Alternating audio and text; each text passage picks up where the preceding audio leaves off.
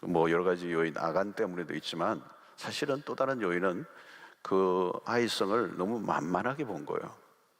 그러니까 진 것입니다. 전쟁에서는 이겨야 됩니다. 지면 많은 것을 이제 빼앗기게 되죠. 전쟁에서 지면 모든 걸 다 빼앗기는 거죠. 사람들도 남자 아이들, 여자 아이들이 다 포로로 붙잡혀가고 모든 그런 재산들을 다 빼앗기는, 비참해지죠. 지면 비참해지는 겁니다.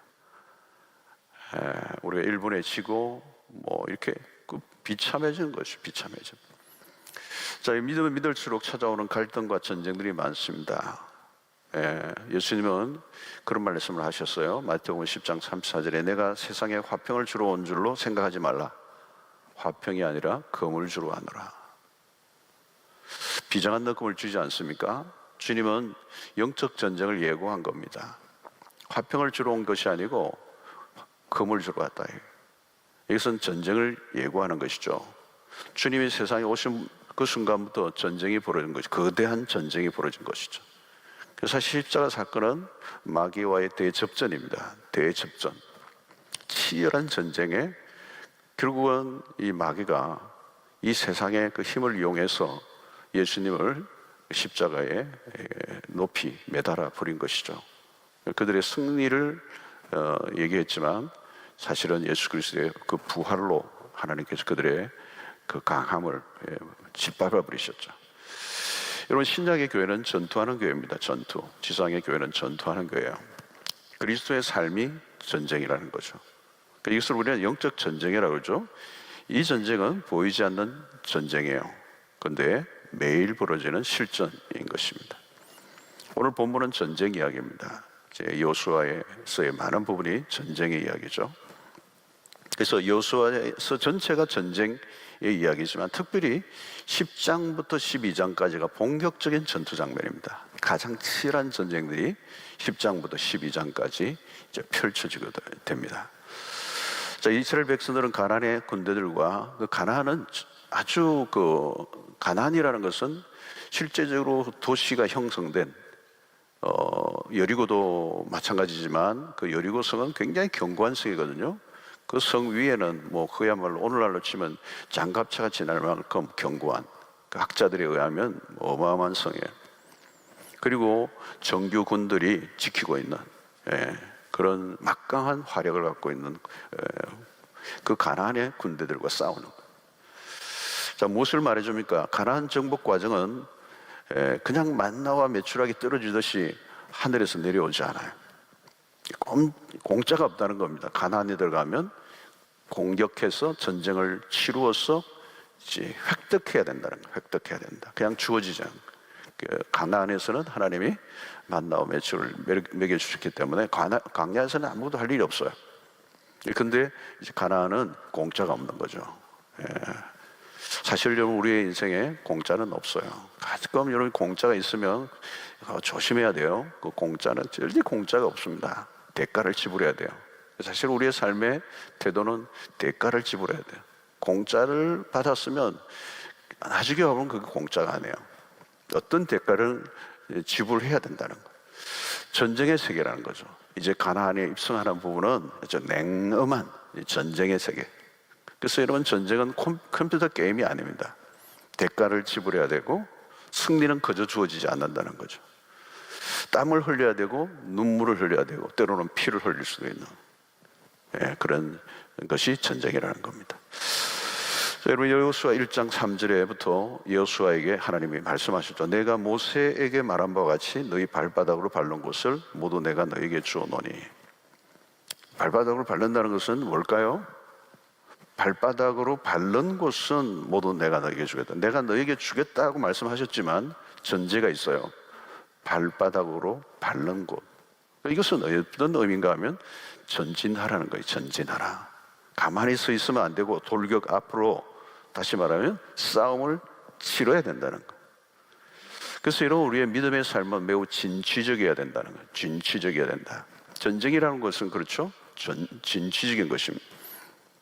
사단이 좋아하는 것은 가만히 있는 것입니다. 교회로 하여금 영적인 잠을 자도록 하는 일들. 사람들은 가만히 있으면 안전한 길인 줄로 알아요. 그렇지 않습니다. 교회가 죽어가는 과정을 보면 조용한 것이죠. 조용한 것이죠. 대가를 지불하려고 하지 않는 거죠. 때로는 여러분 실수를 할지라도 열심으로 전진해야 되는 거예요. 전진. 그래서 기도의 불을 언제나 밝혀야 되고, 복음을 계속 전해야 되고, 선교도 멈추면 안 되고, 부지런히 이웃을 섬겨야 되고, 그죠? 물이 그렇잖아요. 물이 흘러야 되잖아요. 고이에 있으면 부패하고 금방 냄새가 나는 거죠. 뭐든지 그런 거예요. 그죠? 그 영적인 논리도 그렇고, 우리의 몸도 여러분 아끼면 되나요? 몸을 아낀다고 가만히 있으면 그 병든 겁니다. 건강해지는 비결은 뭘까요? 몸을 불편하게 만드는 거잖아요. 운동이 뭐죠? 몸이 막 불편하도록 하는 거죠. 예. 앉아 있으면 일어서, 몸을 이렇게 세우는 거죠. 그냥 서 있지 말고 걸어, 팔을 흔들어. 계속 움직이지 않으면 어떤 것이든 태워요. 저도 보니까 오른팔을 많이 쓰는 것 같아요. 의외로 오른팔을 많이 쓰고 왼팔은 게을러가지고 일을 잘해요. 어깨가 조금 문제가 있는 것 같아요. 여러분, 이게 우리의 모든 삶 속에 적극적이고 진취적인, 게으르지 않고 대가를 지불하려고 하는 거다. 여러분, 신자란 전사들이라는 거죠. 전쟁이라고 하면 전사들이다. 에베소 6장을 보면 우리가 대적과 싸우기 위해서 전신갑주를 입어야 된다는 거죠. 그 11장을 보면 마귀의 관계를 능히 대적하기 위하여 하나님의 전신갑주를 입어라. 예, 이 우리의 싸움의 실체, 대적, 이 대상이 있는 거고, 우리가 어떻게 해야 돼? 무장을 해야 된다. 무장을 해야 된다. 대적해야 하는 자들이 있다는 것이죠. 특별히 마귀는 우리에게 공격을 하려고 노리고 있다는 거예요. 유명한 남미의 후안 카를로스라고 하는 목사님입니다. 그분이 나중에 미국에 이제 다른 데서 목회를 했는데, 이 후안 카를로스 목사님의 그 책에는 그런 말이 있어요. 오늘날의 교회는 유람선이 아니고 군함이다, 군함. 유람선이 아니라는 거예요. 군함이라는 거예요. 근데 유람선인 줄 알고 뭐 그냥 놀다가 한 방에, 저기 한 방에 포탄이 그냥 날아가 버리는 경우가 한 방에. 군함으로, 군사로 이렇게 싸워야 할 대상이 있는데도 불구하고 전쟁을 이해하지 못하고 교회가 마치 침묵단체처럼 말이죠. 여러분, 우리의 신앙도 마찬가지입니다. 왜 행복하게 잘 살던 가정이 어느 날 박살이 나고 맙니까? 갑자기 평범한 한 가정이 성적인 유혹에 빠짐으로 졸지에 추락하는 경우도 있어요. 성공한 인생을 살던 사람이 어느 날 닥친 위기를 극복하지 못하고 인생을 실패로 몰아가 버리는 일들이 얼마나 많습니까? 평화롭게 지내던 교회가 왜 분쟁에 빠져서 싸우다가 결국은 깨어져 버립니다. 여러분, 교회가 아무리 크고 뭐 한때 대단했어도요, 이 자칫하면 한순간에 몰락할 수가 있어요. 무너져 버려요. 뭐 여러분, 우리가 최근에도 많이 봤어요. 마귀는 언제든지 교회를 무력하게 만들고 넘어뜨릴 수 있는 화력을 갖고 있다는 거예요. 우리의 가는 길을 가로막는 거죠. 우리가 그냥 가도록 내버려 두지 않는다는 거예요. 이스라엘 백성이 가나안을 그냥 발로 밟도록 이렇게 두지 않는다는 거예요.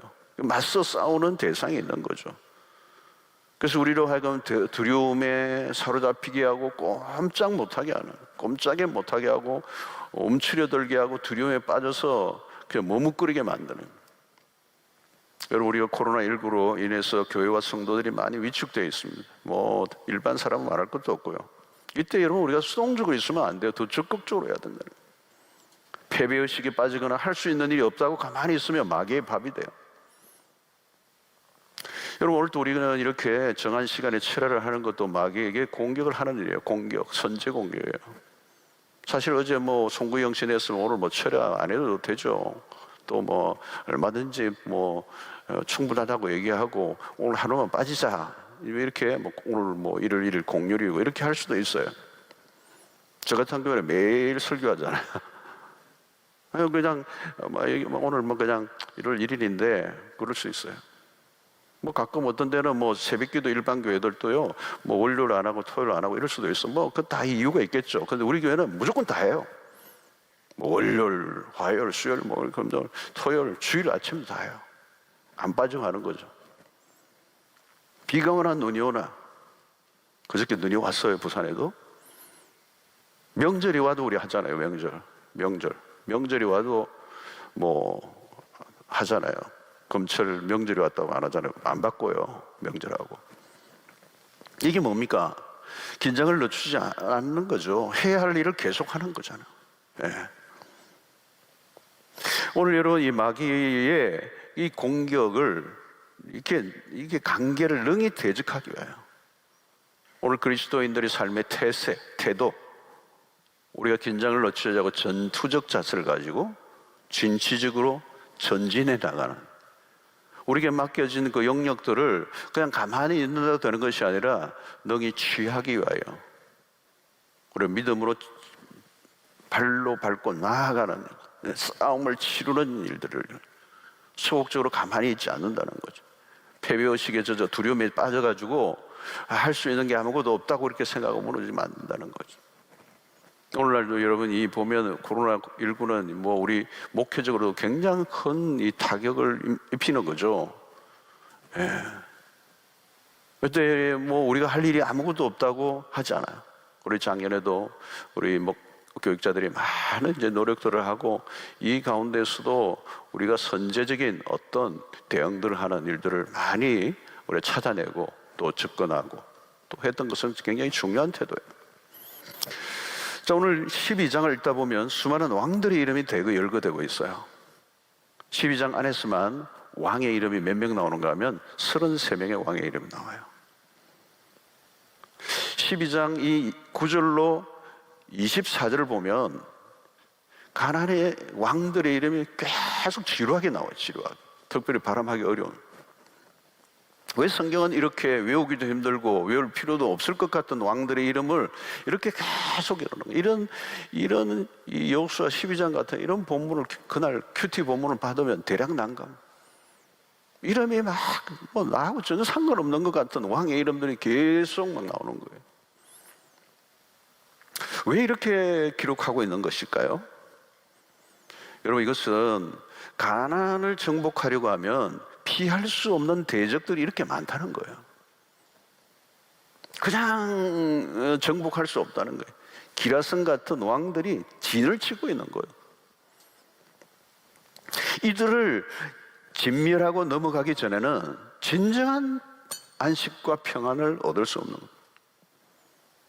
오늘날도 마찬가지로 우리가 싸워야 할 대적들이 참 많아요. 여러분, 세속주의 월에 싸우죠. 오늘날 교회가 세속주의와 싸워요. 그 세속주의 한가운데는 물질주의가 있고, 그 물질주의와 야합된 게 기복신앙이고, 이런 게 우리가 싸워야 될 사람들이에요. 그러니까 세속주의는 멀리 있는 게 아니라 우리 안에 다 들어와 있고 우리의 마음 안에도 이미 다 유입이 돼서 우리 안에서 이 스트라글이 일어나고 있는 거예요. 전쟁이 우리 안에서 일어나고 있는 거죠. 그게 뭐예요? 이미 우리는 그것과 싸우고 있는 거죠. 어떤 사람은 투항해버려서 아예 싸우기를 포기해버린 사람들이 많아요. 여러분, 가만히 있으면 어떻게 되죠? 그러면 그 세속의 물이 그냥 막 범람을 하는 거죠. 나를 지배해버리는 것이죠. 싸워야 되는데 그 싸움의 그 어떤 의지마저 잃어버린 사람들. 그래서 우리 안에 우리의 생각과 사고방식이 그냥 세상의 사람하고 동일해버리는 거예요. 그 싸움에 이미 전 거예요. 그죠? 우리가 세속화되었다는 말은 이미 세상과 마귀와의 싸움에 져버린 것이죠. 거기에 투항을 한 거예요. 우리가 그들을 정복한 게 아니라 그들에 의해서 정복을 당한 거기 때문에. 그래서 너무도 비슷하게 닮아 있는 거예요. 너무나 닮아 있는 거예요. 여러분, 이 세속주의 안에는 이 거대한 물질 중심의 세계관이 있는 거잖아요. 그 물질주의 세계관, 그 세계관으로 우리는 기도를 하기도 하고, 그 세계관으로 성경을 들여다보기도 하고, 그 세계관으로, 성경적 세계관으로 세상을 바라보고 물질을 평가하고 이 세상의 모든 것들을 같이 판단을 해줘야 되는데, 그냥 세상의 그 기준, 세상의 세계관, 물질 중심적 세계관으로 모든 것을 해석하고 판단하는. 여러분, 사사기의 삼손을 보십시오. 나 신인으로서의 정체성을 그는 지키지 못해요. 서서히 무너지죠. 그래서 나중에는 적의 수중에 들어가는, 그 블레셋을 정복하고 그 백성들을 지켜내라고 하는 사명이 주어졌는데, 오히려 거기에도, 그죠? 자신의 많은 재능과 그리고 능력을 어마어마하게 주셨는데 제대로 써보지 못하고 엉뚱한 데 힘을 쓰고, 그죠? 세상 속에서 이 나시린으로서의 그 정체성을 지키지 못한 거죠. 거룩을 잃어버린 거예요. 여러분, 전쟁은, 오늘날 우리 전쟁 중에 전쟁은 거룩의 전쟁이에요. 그죠? 그 세속화는 결국은 우리가 거룩을 지켜내는 거, 구별된 백성으로 우리 자신을 지켜내는 거. 다원주의와 싸우잖아요. 여러분, 모두가 비슷비슷하다고 말하는 거죠. 오직 예수, 오직 복음, 오직 성경을 붙들고 나가는 이 일이 전쟁이에요. 전쟁이 지금. 자유주의 침투가 얼마나 한국 교회 안에도 이미 들어왔어요. 여러분, 유럽의 교회를 완전히 황폐화시킬 뿐만 아니라 지금 서구의 교회들이 다 넘어가 있어요. 하나님의 말씀을 지켜나가는, 이것도 전쟁입니다. 전쟁. 복음을 사수하는 거, 이게 전쟁이에요. 전쟁. 저런 목사로서 설교를 할 때도 이 설교 강단에서 이걸 지켜내는 이 엄숙한 사명, 이 성경, 그 성경에서 말씀하려고 하는 이 복음 중심의 말씀을 전하는 것. 교회를 진리로 수호하는 일들. 그런데 오늘날 교회 안에도 세상의 싸움들이 밀고 들어온 거예요. 그죠? 이 본질의 초점을 맞추는 거. 이거 싸우지 않으면 지켜내기가 어려워. 깨어있지 않으면 우리가 넘어가는 거. 요즘도 일반 이 기독교 서적들 가운데도 뭐 좋은 책들이 쏟아져 막 나오죠. 그런데 그 안에도 막 뒤섞여 있는 거예요, 여러분. 신학적인 거대한 싸움이 있는 거예요, 여러분. 성도들이 막 뭐 아무 책이나 읽으면 되는 줄 알지만, 여러분, 신학을 한 사람들이 아니면요, 그 분별이 어려워요. 그런데 미묘하게 사람들을 그런 지성화된, 그래서 인간의 지성으로 성경을 판단하는 이런 자유주의 물결 안에 들어가게 되는 거예요. 나중에는 건물을 자꾸 먹으면 나중에는 못 빠져나와요. 우리는 진리로 매 순간 무장을 해야 돼요. 말씀의 검을 자유자재로 사용할 줄 알아야 돼요. 말씀의 분별력이 있어야 되죠. 말씀으로 무장을 해야 된다는 거죠. 진리에 서 있지 않으면 마귀가 함부로 공격을 하는 겁니다. 그래서 영적 전쟁의 에베소 6장에서 바울은 뭘 얘기하냐면 성령의 검, 그죠? 성령의 검을 가지라는 거죠. 이 영적 전쟁에서 매우 중요한 것은 성령의 검, 곧 말씀, 하나님의 말씀. 그래서 여러분, 거기 전신갑주에 대해서 쭉 얘기 나오지만 에베소 6장에서 다루고자 하는 핵심 중에 핵심은 뭐냐면 이 말씀의 검을 가져야 돼요. 다른 거는 다 수비용이고 오직 공격용은 하나밖에 없어요. 말씀의 검. 싸워야 되는데 싸우려고 하면 그냥 수비만 하려고 하면 전신갑주만 입으면 돼요. 그런데 공격하려고 하면 검을 가져야 되는데 이 검은 말씀이거든요. 그래서 영적 전쟁은 진리 전쟁이라고 그래요. 진리의 전쟁이에요. 진리를 모르면 전쟁을 할 수 없어요. 마귀와 싸울 수가 없어요. 창세기 3장에서 아담과 하와에게 찾아왔던 그 마귀의 교묘한 그 말씀을 가지고 오는데 그것을 왜곡시켜서 가져오고, 정확하게 알지 못하던 하와는 그 마귀의 이야기에 그대로 넘어가고, 그리고 하나님을 정확하게 말씀을 알지 못함으로 그 마귀의 공격에 무너지고 하는 거예요. 여러분, 우리는 이런 전쟁들을 해야 되는 거죠. 전쟁을 치루어야 되는 거예요. 전쟁은 치루어야 돼요. 이겨야 된다는 거죠.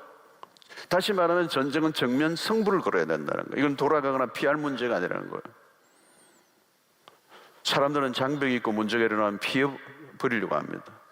한판 승부를 가려야 하는데 슬슬 피해 다니면 어떻게 되겠습니까? 피하거나 타협하는 것은 일시적인 모면에 불과합니다. 결국 해결되지 않은 그 문제가 다시 자기에게로 부메랑이 되어서 돌아오는 겁니다. 사랑하는 성도 여러분, 신앙의 삶에 필요한 태도는 이 적극적인 거예요. 문제를 대면해야 된다는 거예요. 숨으려고 해서는 안 돼요. 승부를 걸 일을 걸어야 된다. 못 본 척하고 넘어가면 나중에 더 큰 화를 불러오는 경우가 있습니다. 그래서 여러분은 이 연초에 이제 1일부터 시작하는데, 우리의 가정 안에 또 내 개인적으로 영적인 어떤 방해물들, 넘어가야 할, 이 해결하고 넘어가야 할 문제들을 여러분 다루셔야 돼요. 근데 그냥 넘어가면 안 돼요. 내가 영적으로 나아가지 못하게 만드는 어떤 부분이 있는지를 살펴보고서 그 단판을 지어야 된다는 거예요. 기도하면 하나님 그걸 가르쳐 주실 거예요. 나를 계속 넘어지게 만드는 것이 있다는 거. 계속 태클을 거는 게 있다는 거. 그냥 놔두면 안 된다는 거. 정리해야 된다. 정리를 해야 돼. 끝장을 내야 된다는 거죠. 이 왕들, 그죠? 그 왕들이 지배하는 그 도시의 그 군대를 넘어가지 않고 정복할 길이 없단 말이에요. 아무 문제도 없는 것처럼 지날 수가 없다는 거예요. 저는 어떤 경우에는 예수를 처음 믿고 막 신앙이 있는데 제사 문제, 1년에 한두 번씩 제사 문제가 오면 너무너무 힘들어하고 그런 분들이 계세요. 그래서 절을 할 수 없는데 어떻게 할까? 뭐 이렇게 고민을 하는데 하자니 걸리고 안 하자니 안 믿는 집안의 식구들 난리를 칠 때고 이러면 그 정면 승부를 걸어야 되는 거예요. 뭐 죽든지 살든지 한판 승부를 걸어야 돼요. 기도 많이 하고 나 못한다. 여러분 어떤 것을 뛰어넘지 못하면요 마귀는 계속 그걸 가지고 장난을 쳐요. 태클을 걸어요. 그리고 조금씩 양보하면 어떻게 해요? 나중에 마지노선까지 무너지는 것이죠. 후퇴하면 어때요? 나중에는 더 이상 후퇴할 곳이 없는 것입니다. 술, 담배 문제도 마찬가지예요. 어떤 분은요 그걸 빨리 해결 못하고 질질질질 끌고 다니는 거예요. 직장에서도 그냥 질질 끌려다니고 사람들이 그냥 나중에는 수모를 당하고 너 나이롱이지 사쿠라지 막 그러고 말이죠. 초기에 결단을 해야 되죠. 작은 것 하나도 넘지 못하면 결국은 도미노 현상이라요. 다 무너지는 것입니다. 사단이 물질의 문제를 가지고 슬슬 끌고 가죠. 달콤한 유혹에 손길을 보내요. 특별히 이 돈의 유혹은 가장 현실적인 문제입니다. 마귀가 우리에게 공격하는 매력적으로 다가오는 시험거리예요. 그러니까 딱 잘라버리자니까 먹고 사는 문제가 늘 걸리잖아요. 그죠? 성적인 유혹들 주변에 널려있죠. 우리의 삶을 송두리째 날려버릴 만한 위험한 복병들이 다양한 형태로 진을 치고 있는 거죠. 그죠? 이 어둠의 영들이 지배하는 이 세상의 곳곳에 사단이 우리를 넘어뜨리기 위해서 진을 치고 버티고 있는 거죠. 그래서 어디 하나 우리가 건드리면 우리의 삶 송두리째, 때로는 우리의 가정이, 우리의 개인의 인생이, 어떤 때는 생명까지 이렇게 망가지는, 파괴되는 그런 안타까운 일들이 일어나는 것입니다.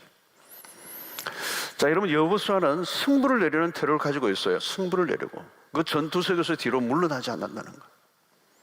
18절을 보면 여호수아가 그 모든 왕들과 싸운 지가 오랫동안이라.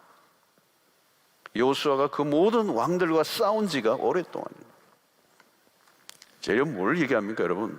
여호수아는 이미 오랜 전투 속에 있었어요. 하루 이틀이 아니고 긴 세월 동안 전투에서 전투로. 근데 뭘 얘기하려고 하는 것입니까? 이 본문은 그럼에도 여호수아는 지치지 않았다는 거. 여러분 무엇이든지 오래 하다 보면요 지쳐요. 쉬고 싶은 거죠. 쉬고 싶은 거. 그만두고 싶어. 다 그만두고 싶어.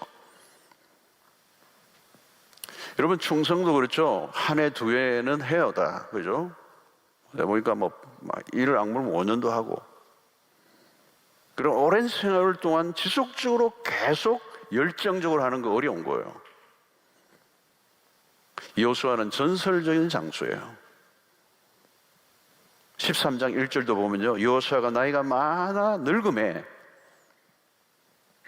여호와께서 그에게 이르시되 너는 나이가 많아 늙었고 얻을 땅이 매우 많이 남아있도다.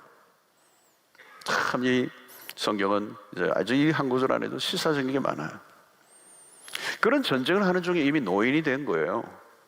백전노장이죠. 그런데 지칠 줄 모르는 영적 전사예요. 그런 인생에 늙었음에도 불구하고 전쟁에서 물러나지 않은 것입니다. 여러분 영적 전쟁이 그런 겁니다. 영적 전쟁은 방학도 없고 휴전도 없고 은퇴도 없어요. 마음 놓고 있을 순간이 없다는 거죠. 방심은 건물이에요 여러분. 전쟁에서 적은 어때요? 틈을 노리잖아요. 틈을 노려요. 그러니까 언제까지 계속해야 되는 것입니까? 아직 정복할 땅이 남아있다는 거예요. 하나님이 약속하신 땅이 아직도 남아있다는 거예요. 하나님이 취하라고 하신 땅이 아직도 많이 남아있다는 거예요. 저는 우리에게 주신 이 사명이 그런 거예요 여러분. 이제 내가 그만둬야 되겠다 이게 중요한 게 아니고 하나님이 허락하신 땅이 있다는 거예요. 목표가 분명한 것이. 여러분, 우리는 이 땅의 삶을 사는 동안에 끝까지 완투해야 돼요. 완투. 바울이 그랬죠. 나의 달려갈 길과 곧 주 예수께 받는 사명을 마치려 하면은 나의 생명을 조금 더 귀한 것을 여기지 않는다. 뭐요? 사명을 마치려 하면은, 달려갈 길을 달렸다는 표현을 쓰죠. 얼마나 멋진 얘기입니까? 바울은 그 디모데에게도 디모데후서 4장 7절에 나는 선한 싸움을 싸우고 나의 달려갈 길을 마치고 믿음을 지켰으니, 이런 표현들을 써. 그런 선한 싸움을 마지막까지 최선을 다했다는, 최선을 다했다. 포기하지 않았다는 거예요. 끝까지 달려갔다는 거예요. 여러분, 이렇게 하다 보면 때로는 낙심이 오고 절망이 오기도 하고 때로는 긴장감이 늦춰지기도 하고 포기하고 싶은 생각도 있고 그렇지만 바울의 생애를 보면 바울도 전투적이에요. 여러분, 사도행전에서 우리 중반을 넘었으면 다 바울의 그 일대기잖아요. 베드로에게서 바울로 넘어갑니다. 바울의 삶의 모든 흔적들은 뭐예요? 1차, 2차, 3차 선교 여행을 통하여 그가 그 다녔던 그 도시들, 그건 바울의 전투적 삶이에요. 그 선교적 일대기에 조금도 멈추지 않아요. 감옥에 집어넣으면 감옥 안에서 서신을 쓰고 감옥 안에서도 사람들과의 그 관계를 맺으면서 여전히 그 복음을 위하여 기도하고 멈추지 않아요. 포기하지 않아요. 그 사도행전 마지막 28장 그 마지막 절에도 그랬잖아요. 거침없이 담대하게, 멋있는 단어가 나와요. 거침이 없어요. 담대하게 그 로마의 호송을 받아가는 그 과정 속에서도 복음을 전하고, 그런 언제나 로마에 대한 환상을 가졌고 그 스바냐로 가는 그 환상, 마게도냐의 환상에 자기 인생의 모든 걸 거는 이 모든 과정들을 보면 바울은 멈추지 않는 전투적 하나님의 나라를 그 확장시키는, 아직도 정복할 땅이 남았다는 거죠. 내가 이 정도 했으면 이제 꽤 많이 했네 하고 만족하는 게 아니라 여전히 하나님이 약속하신 땅에 있다는.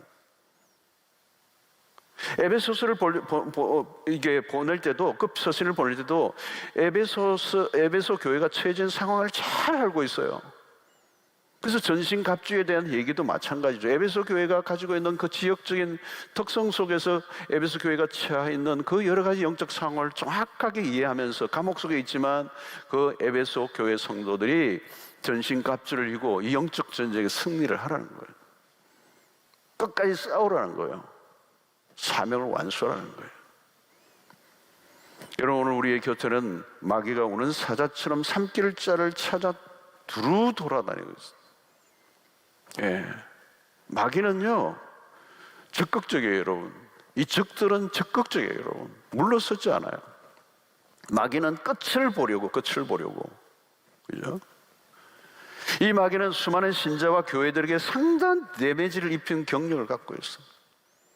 요즘도 제가 미국의 교회들 상황들을 이렇게 들어보니까요, 뭐 어떤 교회는 어떤 일, 뭐 별별 일이 다 일어나는데요, 이 마귀가 교묘한 방식으로 교회에 데미지를 주는, 특별히 지도자들을 아주 그냥 데미지를 주는 일들이 많이 일어나요.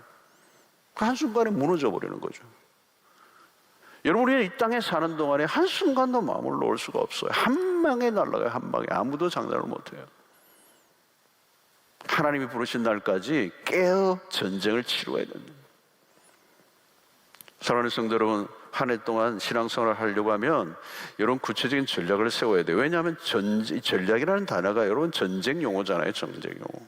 우리가 전략 많이 하는데 이 전략이라는 말은 전쟁이라는 말이에요. 전쟁. 오늘날 우리가 전략을 짠다라는 말은 전쟁 가운데 있다는 말과 같아요.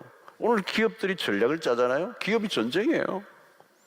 아무리 요즘 S 아니라 무슨 그룹 아니라 무슨 그룹이라도요, 미래를 장담하면 무한 전쟁 속에 있거든요. 그러니까 전략을 짜잖아요. 전략 팀들이 있고 전략 조정 팀이 있고 별 얘기하는데, 전략이라는 단어를 계속 쓰는 것은 전쟁이라는 거예요. 전쟁. 전쟁이기 때문에 전략을 짜야 되는 거고, 그 전략을 짜야 비로소 전술을 만들어내고 그래서 어떻게 싸워야 될 것인가의 구체적인 것들까지 이제 만들어내는 것이죠. 그러니까 여러분, 우리가 신자로서 우리는 전쟁을 하는데 우리의 대적은 마귀예요, 마귀. 그러면 어떻게 해요? 그 연초에 그냥 뭐 헬렐레 해가지고 뭐 싸울 수가 있겠어요, 여러분? 꽁총 매듯이 매고 가면 되는 거예요? 신앙생활에 대한 기본적인 계획을 세우셔야 돼요. 구체적으로 계획은 큰 방향을 세워도 구체적인 디테일하게 해야 돼요. 디테일이 없으면 안 돼요. 여러분, 매일 성경 묵상도 여러분 아주 자기의 생활과 모든 것들에 맞게 딱 짜야 돼요. 그 어느 날 뭐 큐티 세미나를 막 받아가 감동받아가 내일부터 몇 시부터 몇 시까지 2시간 말씀 묵상해 내 생명을 걸리라. 안 되게 돼 있어요. 자기 생활에 맞게 자기가 할 수 있는 가능한 그 조금씩 계획을 세워서 이렇게 만들어 가야지. 무조건 감동해가지고 열심히 하겠다. 열심히 어떻게 한다는 거예요. 여러분, 기도 생활도 어떻게 할 것인가에 대한 계획이 분명히 세워져야 돼요. 그리고 며칠 단위로 안 되면 재수중을 해야 돼요. 왜 안 되지? 뭐가 어려운 거지? 그래서 습관이 안 돼 있는 부분이 습관화되는 부분에 대해서 내가 며칠간 어떻게 출하하고 이 일이 잘 안 되면 누구의 도움을 구하고 구체적으로 있어야 된다는 거죠, 여러분. 성경 일독? 아이고, 성경 일독이 아무나 되나요, 여러분? 일평생 일독 한 번도 안 한 예수 믿는 사람 많아요. 결심 안 했겠어요? 결심 수도 없이 했을 거예요. 그 죄책감만 많아. 읽어야지. 그래, 창세기는 너무 잘 알아요. 여러분, 봉사를 하거나 교회 섬기는 다 목표를 세우고요, 계획을 그대로 세워야죠. 그리고 자기의 연약함을 발견하고, 그래서 그 보완을 하기 위해서 어떻게 해야 되고, 그것을 위해서 하나님의 도우심을 구하고, 그럼 아니면 신앙이 좋은 사람과 그룹을 만들기도 하고. 그냥 대충 하면 안 된다는 거예요, 여러분. 전쟁인데요, 전쟁. 마귀가 우리를 얼마나 바쁘게 만들고요, 마귀가 얼마나 우리를 무질서하게 살게 하고, 마귀가 우리의 삶의 모든 초점을 흐리게 만들고요, 엉뚱한 것을 우리의 에너지를 다 쏟게 만들고요. 대충 여러분 사는 거 안 돼요. 시간 관리를 해야 되고요, 그 안에 분명한 프라이어리티, 우선순위를 정해야 되고, 오늘 한 해 내가 이 부분은 내가 해야 되겠다. 거기 위해서 포기해야 될 것을 포기해야 되고. 전쟁입니다, 여러분. 전쟁. 마귀는 우리의 약점을 알고 있거든요. 그것과 싸워야 되는 거예요. 한순간도 우리가 마음을 놓을 수 없는 그런 전쟁의 한가운데 마귀는 우리를, 여러분, 데미지를 주려고 기다리고 있어요. 마귀는 우리를 무너지게 말려고 끝장을 보려고요, 집요하게 달려들어요. 그런데 우리는 너무도 소극적으로. 자, 그 다음에 우리가 봐야 될 것은 전쟁에서 우리는 승리를 확신해야 돼요. 7절부터 24절까지 이제 오늘 보면은 이스라엘이 넘어뜨린 적장들의 이름이 나와요. 자, 11절, 12절만 좀 보겠는데요. 그 가운데서 모든 사람을 칼날로 쳐서 진멸하여 호흡이 있는 자는 하나도 남기지 아니하였고, 또 하소를 불러살랐고, 여호수아가 그 왕들의 모든 성읍과 모든 왕을 붙잡아 칼날로 쳐서 진멸하여 바쳤으니 여호와의 종 모세가 명령한 것과 같이 하였으되. 자, 무엇을 말합니까? 이스라엘의 승리의 장면들이에요, 이게. 그죠? 아주 진멸했다는 게 진멸. 우리에게 이것을 기록한 이유는 뭘까요? 승리를 우리에게 확신을 심어주기 위해서. 이런 승리의 얘기들을 왜 성경에 우리에게 기록했습니까? 우리도 승리할 수 있다. 승리에 대한 어떤 보정을 해주시는 거예요. 여러분, 오늘 신약에 우리의 그리스도는 이 마귀를 이기셨죠. 승리하신 부활의 그리스도. 승리하신 그리스도를 통하여 우리에게도, 그분을 따르는 우리에게도 승리를 보장해 주십니다. 따져보면 외적으로 이스라엘은 가나안에 비해서 열세예요. 사실 이스라엘 백성들은 뭐 오합지졸이죠, 오합지졸. 그리고 4절을 보면 가나안의 연합군의 군대는 전력이 대단한 거예요.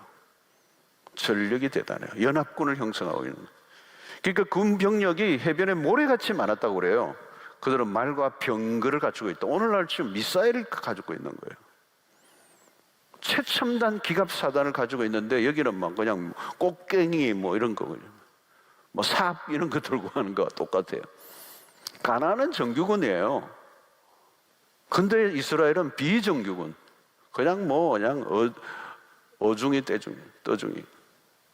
이스라엘에게는 자랑할 만한 게 아무것도 없어요. 사실 광야를 정처 없이 떠돌던 오합지졸이에요. 그죠? 그 히브리인들의 그 존재 자체가 그랬다는 거예요. 정말 별 볼이 없는.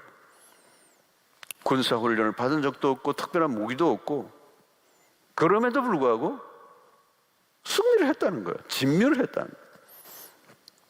여러분, 이스라엘에게만 있는 특별한 비밀 병기가 뭐죠, 그러면?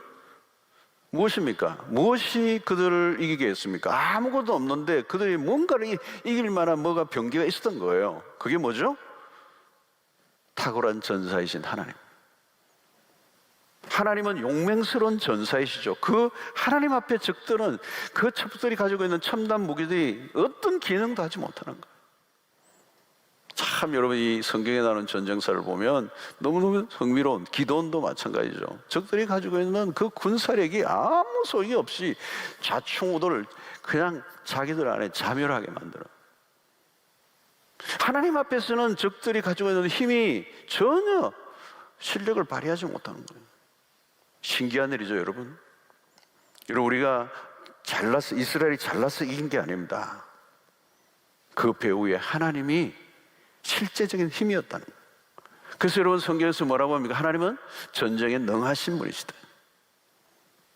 전쟁의 하나님, 능하신 하나님. 그러니까 그 하나님이 어느 편에 서 있는가에 따라 판도가 달라집니다. 판도가 달라집니다.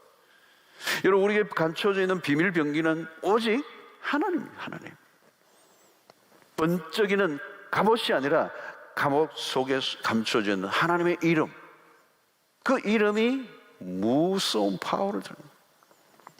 그러면 여러분, 우리가 갈고 닦아야 할 것은 눈에 보이는 마병이 절대로 아닙니다. 우리 하나님의 능력을 의지하는 것. 우리에게는 다른 능력이 없어요. 능력이 있다면 항상 주를 붙들고 그분의 능력을 의지하는 것. 그분의 능력 앞에 겸손하게 엎드리는 것. 그게 우리의 힘이에요. 사실 여러분, 골리앗과 이 다윗은 겉으로 비교가 안 되잖아요. 그런데 실전에서는 어떻게 되죠? 소년 다윗이 이깁니다. 이게 영적 전쟁의 어떤 판도예요. 겉으로 보면 전력이 압도적으로 골리앗이 탁월하죠. 창과 그 갑옷과 그 크기와 어떻게 다윗이 이깁니까? 못 이기죠. 근데 왜 그런 일이 납니까? 그 모든 이 싸움의 키를 하나님이 쥐고 계신다. 하나님이 모든 승리의 키를 쥐고 계신다는 거죠. 사랑하는 성도 여러분, 한 해 동안 우리가 사는 동안에도 마찬가지 우리의 실력과 재능과 능력과 재주 어떤 지혜로 그걸 믿고 살면요, 왕창 깨지는 거예요. 왕창 깨지는 거예요. 여러분, 신자는 버텨내는 싸움이 아닙니다. 이러면 2020년도 막 버텨내야지. 버티는 삶이 되면 안 돼요, 여러분. 그러면요, 소극적인 거예요. 하나님은 우리의 삶이 고작 무승부, 한 번 이기고 한 번 지고 뭐 이런 정도의 삶을 살아가기를 원치 않으세요. 여러분, 테니스에서 보면 타이를 거듭하는 게임이 있어요. 한 번 지고 하나 지고 막 아슬아슬해. 마지막 게임이 아슬아슬한 게 보는 사람 막 불안해. 아슬아슬해. 여러분, 마귀와 싸움을 그렇게 하면 안 돼요. 타이를 부리듯이 일전일성, 1패 1성 이런 게 아니에요. 그걸 연속하면 안 되는 거예요. 우리는 압도적인 승리를 해야 된다. 압도적인 승리. 여러분, 오늘 본문을 보면 계속적인 승리에 대해서 이렇게 뭐라 그래요? 진멸했다는 표현을 써요, 여러분. 진멸했다는 거예요. 또 무슨 표현을 쓰는지 아세요? 하나도 남기지 않았다는 거예요. 모두라는 단어가 나요. 모두라는 단어를 반복되어 나왔습니다. 이것은 이스라엘이 통쾌한 승리, 완성을 말하는 거예요. 완전한 승리를 말하는 거죠. 완전한 승리, 완전한 승리. 여러분, 하나님께서 우리에게 주신 이 영적 승리의 이 승리는 겨우 이기거나 막 겨우 지지 않을 정도에 버텨내는 그런 싸움이 아니라는 거예요. 강력한, 압도적인 승리를 말하는. 바울은 로마서 8장 37절에 무슨 얘기합니까? 그러나 이 모든 일에 우리를 사랑하시는 이로 말미암아 우리가 넉넉히 이기느니라. 완성입니다. 완성. 넉넉한 승리라는 거죠. 넉넉한 승리. 여러분 어떻습니까? 이런 삶을 살고 있습니까? 막 버티고 막 거의 그냥 막 악을 품고 그냥 넘어지기 직전까지 가고 막 이런 정도 살면 안 된다는 거죠. 이런 수많은 적장들의 이름은 우리에게 겁주는 대상들이 아니에요. 본래는 그 이름만 들어도 기가 질리게 만드는 이름들이었죠. 그러나 하나님과 함께하는 싸움에는 달라져요. 적들은 넘지 못할 장애물이 아닙니다. 오히려 그 적장들의 이름은 우리의 삶을, 이스라엘의 삶을 빛나게 해주는 장식품입니다. 장식품. 중요한 것은 여러분, 승리에 대한 확신이에요. 승리에 대한 확신. 올 2021년을 살아면서 올 한 해도 이거 큰일 났다. 어떡하나.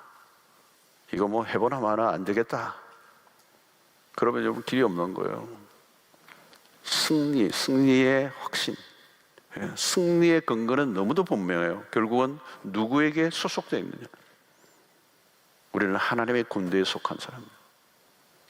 영적 전쟁에서 아무리 마귀가 대단해도 우리는 하나님의 편에 속해 있습니다. 요수아는 누구보다도 승리를 확신했다. 승리를 예감하고.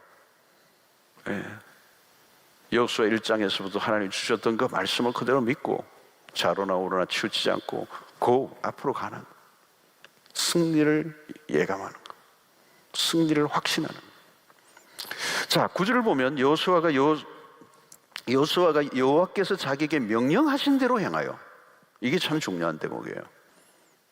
그들의 말 뒷발에 힘줄을 끊고 그들의 병거를 불러 살랐다. 또 15절에 보면 여호와께서 그의 종 모세에게 명령하신 것을 모세는 여호수아에게 명령하였고 여호수아는 그대로 행하여 여호와께서 모세에게 명하신 모든 것을 하나도 행하지 아니한 것이 없더라. 계속된 승리 속에서도 자만하지 않았어요. 그리고 승리의 또 다른 비결이 여기에 확실해요. 하나님이 모세에게 명령하신 것을 모세가 여호수아에게 명령했고 여호수아는 그대로 행했다는 거예요. 무슨 말씀합니까? 하나님의 말씀을 확실하게 붙들고 갔다는 거예요. 그 전쟁에서 중요한 게 뭐예요? 하나님의 군대라면 하나님의 말씀대로, 하나님이 명하신 대로 행하는 거예요. 그러니까 승리의 매뉴얼이 하나님의 말씀이었다. 다른 매뉴얼이 아니에요. 다른 매뉴얼이 아니라 다른 어떤 테크닉이 필요한 게 하나님의 말씀 안에 답이 있었다는 거예요. 사랑하는 성도 여러분, 우리가 매일 말씀을 대하는 태도가 참 중요해요. 영적 전쟁에서 우리의 이 승리의 매뉴얼은 이 말씀이 있는 거예요. 말씀. 그래서 우리는 말씀을 진심으로 받아들여야 돼요. 여러분, 말씀이 우리의 삶의 중심에 놓여 있어야 돼요. 그래서 여러분, 이 이스라엘 백성들이 요단강을 건널 때도 마찬가지죠. 여러분, 홍해를 건널 때도 마찬가지예요. 여호와의 그 법궤를 든 제사장들이 앞장을 서죠. 여러분, 그 대열의 중심에 있는 거죠. 사실은 말씀을 따라간다는, 말씀이 이끌어가는 삶을 살아야 된다. 그게 전쟁의 승패를 결정하는 일이라는 거죠. 특별히 여호수아는 하나님의 언약을 의지했습니다. 지금 치르는 싸움은 약속의 성취의 과정이기 때문에. 여러분, 가나안 정복이 단순히 무슨 땅 넓히라고 부동산 확장 얘기가 아니잖아요. 생존을 넘어 영적인 의미가 그 안에 담겨 있는 거예요. 다시 말하면 그 가나안에 그 우상이 울거리는 그 땅을 하나님의 통치로 바꾸는, 하나님의 나라를 실현해 나가는 작업, 그것이 가나안 정복의 명령이죠. 사단이 지배하고 망가진 그 가나안을 하나님이 다스리시는 땅으로 세우시기 위해서 당신의 백성들을 보내신 거예요. 그 사실은 원주민이라고 얘기하지만 가나안의 원주민은, 본래의 원주민은 그 사람들이 원주민이 아니에요. 하나님이 주인이세요. 근데 하나님의 뜻대로 그 땅을 사용하고 있지 않았기 때문에 그들을 몰아내치는 거거든요. 애굽의 노예로 광야에서 떠돌던 그런 집시 같은 유랑민들을 그대로 살도록 내버려 두지 아니하시고 하나님의 이 이야기 안으로 그들을 끌어들이시고 전쟁을 치르게 하신 것이죠. 그래서 그들을 통하여, 그 민족을 통하여 그 하나님의 나라를 이루고자 하시는 하나님의 뜻이 그 안에 있었던 것이죠. 그래서 핵심은 하나님의 통치예요. 하나님의 통치.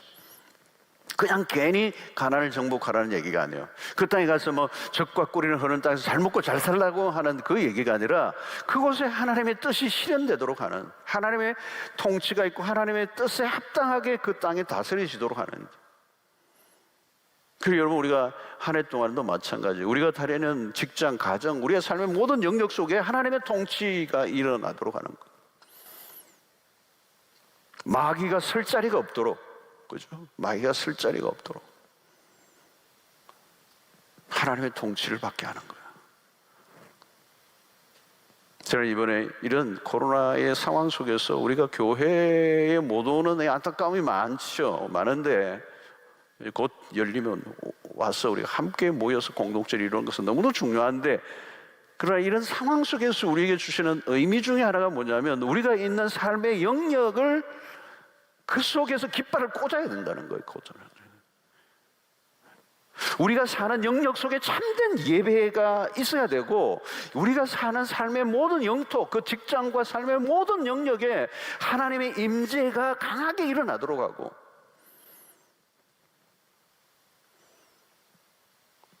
코로나가 열려서 교회로 와서 예배를 드리는 건 너무도 중요하지만 그보다 더 어떤 면에서 중요한 것은 이 시간을 통해 하나님 우리가 주시는 메시지는 하나님은 온 땅이 하나님이시고 우리의 삶의 영역 속에 하나님이 하나님 되심을 드러내는 그런 삶을 살아.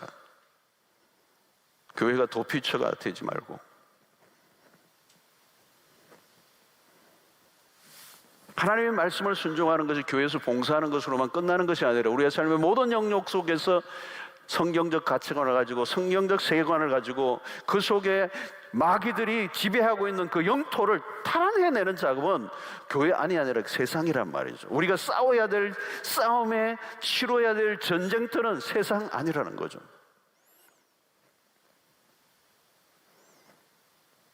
돈독에 올라있는 사람들이 돈이 전부가 아닌 것을 우리가 보여줘야 돼요. 세상에 그 음란하고 타락한 영이 지배하고 있는 그 직장의 사람들이 음란 패설의 그 한가운데 들어가서 거룩함을 통하여 그들이 두려움을 느끼게 만들어주는,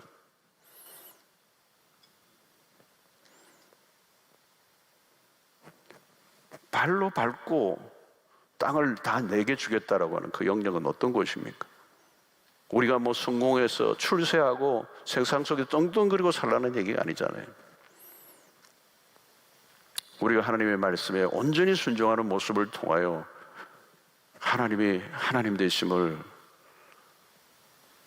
적극적으로 드러낼 때 우리의 삶이 하나님을 얼마나 두려워하고 그분의 통치 안에 살아가는 걸 모습을 보면서 세상의 사람들이 하나님의 계심을 느낄 수밖에 없게. 창세기 39장에 요셉이 그 보디발의 집에 그렇죠, 종살이 하면서도 그 하나님이 그와 함께 하시는 것을 그 보디발이 보고 알았다는 것. 한 사람이 하나님의 통치 아래 살아가는 모습을 통하여 그 자신에게만 임한 그 하나님의 나라가 아니라 그 직장에 있는 우리 동네에 있는 이웃들에게, 내 친구들에게 그 하나님의 통치가 임하게 되는,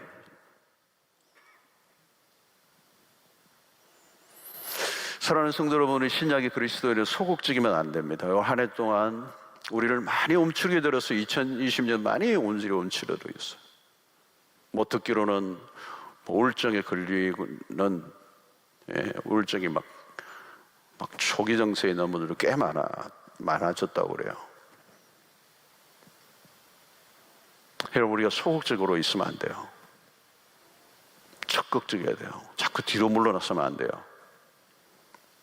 저희는 새벽기도 때도 이번에도 송구영신 예배도 그러고 그랬었는데, 새벽기도 때도 그 추운데 일부러 이 주차장에 차를 가지고 오시는 교인들이 있는데, 제가 참 다 그러라는 얘기는 아니에요, 여러분. 어떤 데는 내가 가만히 있으면 안 될 것 같으니까 자꾸 처지는 거, 몸이 막 무너지고 집에 있으니까 자꾸 막 입을 뒤집어 쓰려고 그러고 잠이 오고 기도는 안 되고, 이러다가는 내가 죽겠다 이래가지고 선제적 공격을 하는 거죠. 집에서 얼마든지 할 수 있으면 하지만 또 안 되는 분들은 몸부림을 치는 거예요. 기도를 해도요, 적극적으로 해야 되고요. 여러분, 앉아서 기도하다가 잠이 오면요, 뿔떡 일어나가지고 막 기도를 해야죠. 그냥 앉아서 그냥 하면 안 돼요. 집에서도 골방을 만들고요. 기도가 여러분 공격이잖아요, 공격. 여러분, 우리가 얼마나 깨어있기 잠들기 쉬운지 몰라요. 마귀는 여러분, 방심하는 걸 너무 즐기죠. 그걸 공격하잖아요. 그래서 전신갑주에서도 중요한 것은 그 깨어 무시로 기도하는 것, 성령 안에서. 갑옷을 입고 완전 무장하고 검도 막 번쩍번쩍 하는데 자면 뭐예요, 자면? 졸고 있으면 뭐예요? 여러분, 골리앗은요, 소리를 막 지르는데 힘이 없어요. 가만히 보면요, 소리만 질러대는 거예요. 그렇습니다, 여러분. 마귀는 이미 항복을 꺾였어요. 다윗이 골리앗을 향해 달려가 선제적 공격을 했어요. 그게 승리의 비결입니다.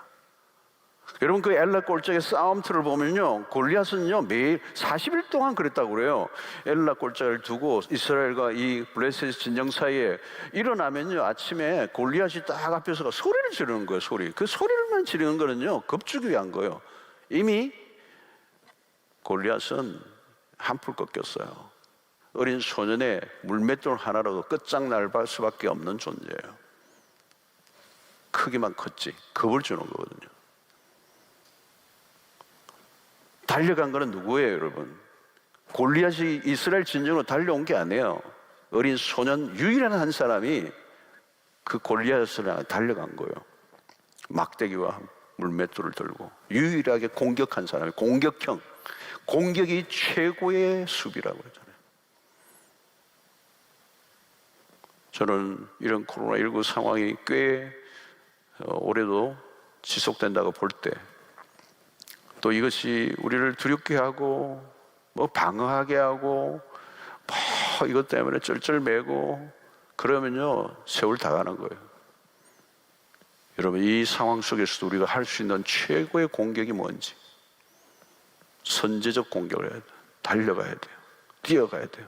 내 발바닥으로 밟는 땅을 다 내게 주겠다. 오늘 한국 교회 안에도 패배주의가 많이 젖어 있어. 패배주의. 꼼짝을 못하는 교회들이 많아요. 벌벌벌 떨고 이제 안 되는가, 안 될 요인만 찾고 있는 거죠. 공격이에요, 공격. 영적 전쟁은 공격을 하는, 공격이 최고의 방어예요. 사랑하는 성도 여러분, 새로운 한 해가 되었습니다. 전쟁입니다. 끝나지 않는 전쟁이에요. 코로나 끝나면 또 다른 전쟁이 오겠죠. 그러나 하나님은 이미 우리에게 승리를 약속하셨습니다. 그리고 하나님은 우리의 편이십니다. 그리고 우리에게는 놀라운 전투력과 또 우리에게 검을 주셨어요. 말씀의 검. 그리고 마귀는 이미 힘이 꺾였습니다. 마귀의 공격을 두려워할 필요가 없습니다. 세상의 어둠의 권세를 몰아내고 하나님의 나라를 이 땅에 세우기를 하나님 원하세요. 마귀도 마지막 때라 발악을 할 것입니다. 발악을 해죠. 저는 코로나 이후가 더 놀라운 이런 일들이 벌어질 거라고 믿어요. 우리의 목을 쥐고 숨통을 막으려고 총공세를 다 할 거예요. 마지막 때인 거죠. 갈수록 전선은 치열해질 겁니다. 그냥 적당하게 내가 그냥 그 마귀는 그냥 적당하게 먹고 떨어져, 뭐 이런 투로 우리에게 유혹하고 우리의 마음을 흔들어. 여러분, 이스라엘이 애굽 안에서 살 때를 생각해 보십시오. 적당하게 타협하고 살려고 했다면 이렇게 가나안에 싸울 필요가 없었을 거예요. 애굽의 보호를 받고 살지만 그것은 노예에 불과한 거예요. 노예란 생존하고도 모든 것을 빼앗긴 삶이에요. 그건 비참한 것입니다.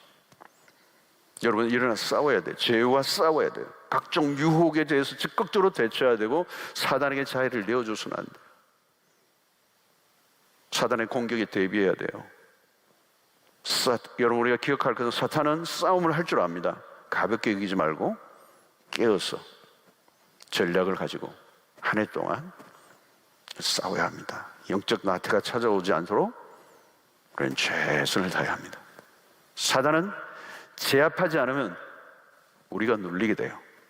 그러면 정복에서 실패하는 것입니다. 우리는 주 예수의 이름으로 선포하며 나가야 합니다. 패잔병이 되지 말고 점령군이 돼야 돼요. 빼앗겼던 것들을 다시 되찾는 작업을 하십시오. 바울은 주 안에서 강건하여지고 모든 정사와 권세와 능력과 주관한 자들을 이기신 예수 그리스도의 이름을 의지하고 나아가는 주님의 교회, 전투하는 교회. 주님의 교회는 머리 대신 그리스도를 우리가 대장으로 삼고 우리는 앞으로 나아가게 되는 것입니다. 그때 음부의 권세가 이기지 못할 것이다.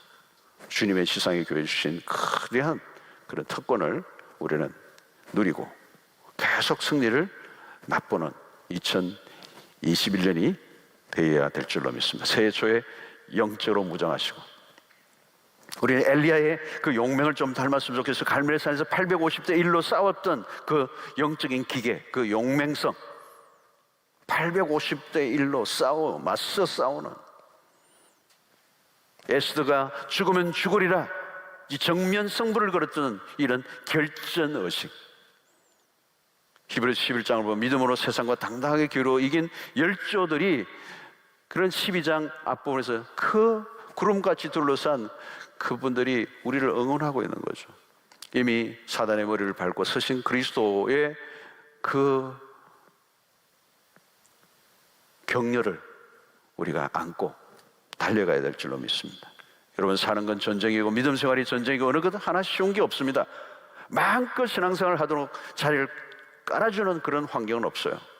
그러나 여러분, 물러서지 마시고 타협하지 말고 편안하게 살려고 하는 유혹을 벗어 던지고 주님이 오실 때까지 전쟁은 계속된다는 사실을 기억하고 하나님의 능하신 손 아래서 적극적으로 맹렬하게 싸우심으로 매일매일 실패가 아니라 승리를 경험하고 그 승리의 쾌감을 맛보는 그런 여러분들의 삶이 되시길 바라고, 그 승리에 대한 간증거리, 그 승리를 통하여 주어진 전리품들을 여러분이 이렇게 하나님 앞에 올려드리는 멋진 한 해, 기대가 되는 한 해 되시길 바랍니다. 어쩌면 오늘 우리가 2020년들에 많은 이런 일들을 통하여 많은 분들이 뭔가 좀 답답하고 막혀있고 분위기가 잡잡하고 우리를 모르게 우리를 침체와 우울에 빠지게 하는 이런 많은 환경들을 여러분 거기에 내 자신을 맡기면 안 돼요. 우리가 일어나서 더 적극적으로 하나님 우리 약속하신 땅을 믿음으로 발로 밟고 진군하는 그 승리를 경험하는 역사가 있게 되기를 바랍니다.